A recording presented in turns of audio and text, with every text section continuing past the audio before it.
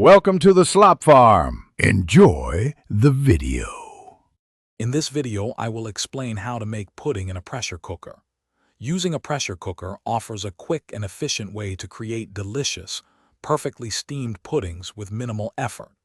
This method ensures even cooking and a wonderfully moist texture every time. We will cover everything from preparing your ingredients to the final cooling steps, making it simple for you to achieve fantastic results. Get ready to enjoy a new favorite dessert with ease. First, gather all your ingredients, such as 1 cup of flour, half a cup of sugar, 2 large eggs, and 1 cup of milk. Combine these in a bowl, mixing well until the batter is smooth and consistent. Next, prepare your molds. Small, heat-proof ramekins or a single pudding basin work best.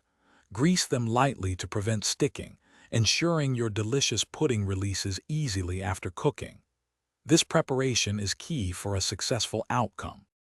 Now let's cook. Pour 1 to 2 cups of water into the bottom of your pressure cooker. Carefully place your filled pudding molds onto a trivet, ensuring they are elevated above the water. Secure the lid and set your cooker to high pressure. Cook for approximately 20 to 30 minutes, depending on the pudding's density. After cooking, allow the pressure to release naturally for about 10 minutes before opening the lid safely. Once cooked, carefully remove the molds from the pressure cooker.